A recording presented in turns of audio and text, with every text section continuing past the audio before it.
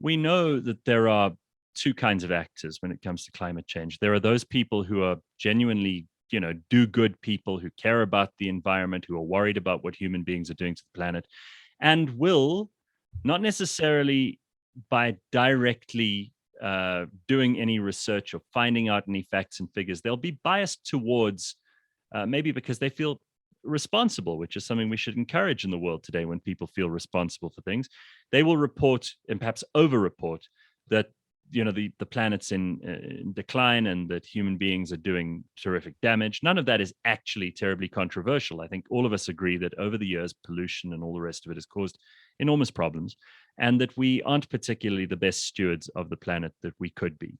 I think those people are not nefarious or dangerous people. I think they probably mean well. They just don't necessarily have the facts and figures at their fingertips to be able to justify the position that they want to occupy of being friends of the environment, something that a lot of us feel. I certainly feel that way too. I'm a fan of people who look after their own yard for a start. I mean, if you just do that, that's a good start. If you don't even do that, you have no room talking to other people about how to do things on the planet.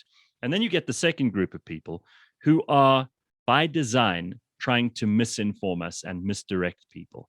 And those people use climate change as a catch-all for any number of really, really obviously stupid left-wing agenda points.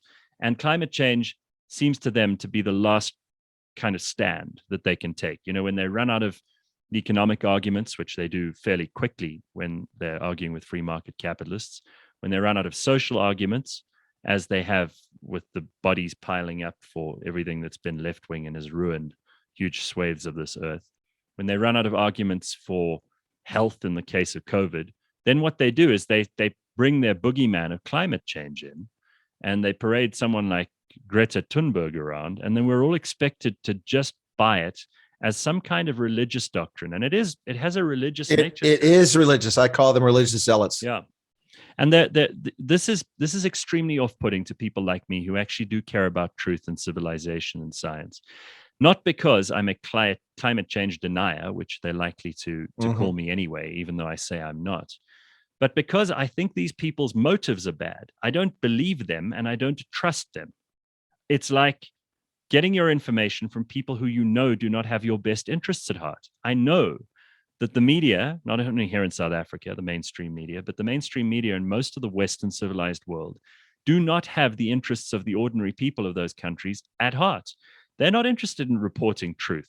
They're interested in pushing agendas, and we can see it because they push them so hard that it's now obvious to anyone, even the people who have denied for the longest time that it's happening. And I find that suspicious.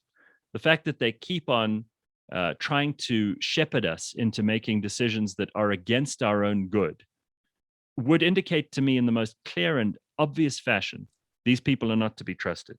And the media have lost huge amounts of credibility with massive swathes of the population, both in America and South Africa. In fact, I think Congress in the US, which has never had a favorable approval rating, has more approval from the average American than the mainstream media. People just don't believe people like Chris Cuomo or Stephen Colbert or Joy Reid on MSNBC. People don't believe those guys. And here in South Africa, the mainstream media publications, the newspapers and the television shows are mostly discredited as well.